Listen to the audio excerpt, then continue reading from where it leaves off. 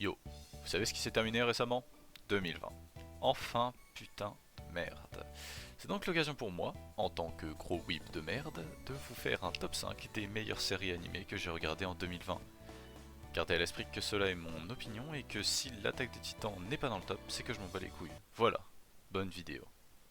En cinquième position, on commence avec la saison 2 de Kaguya-sama Love is War et Jashin-chan no Dropkick car je suis ultra indécis, mais aussi parce que ces deux-là sont d'excellents animés d'humour à leur façon.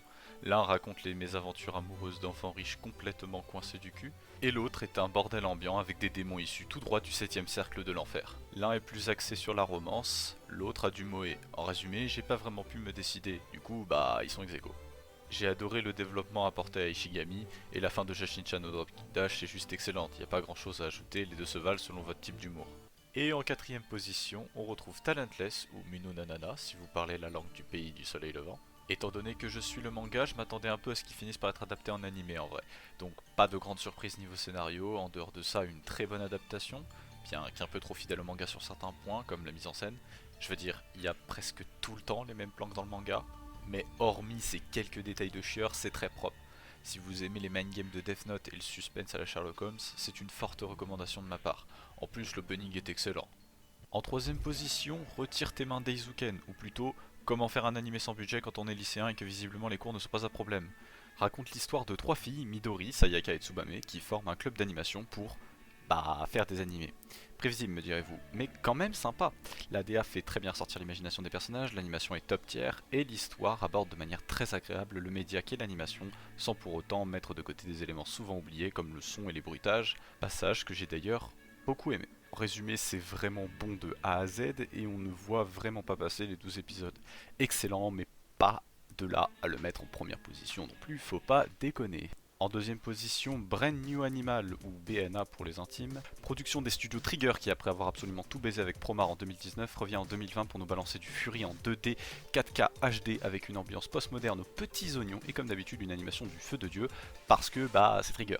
L'opening et l'ending sont impeccables, un scénario un peu faiblard mais bon, c'est pas le premier truc que tu recherches chez Trigger, juste un excellent bonbon visuel pour te faire avaler la claque monumentale que t'as filé Promare l'année d'avant.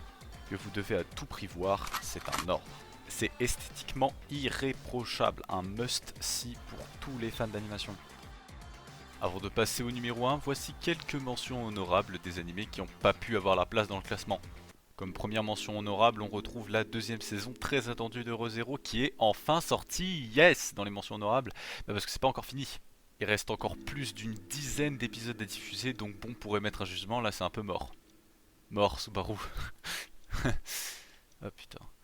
Pas grand chose d'autre à ajouter, le scénario toujours aussi cool avec son suspense imprenable et les OST toujours aussi sympa, voilà, l'ending il est quali. Autre mention honorable, on retrouve Fate Grand Order Absolute Démonique Front Babylonia. Oh putain. Bon alors là oui je triche parce que c'est Fate et que Fate est ma licence préférée, mais bon, ça s'est quand même fini en 2020.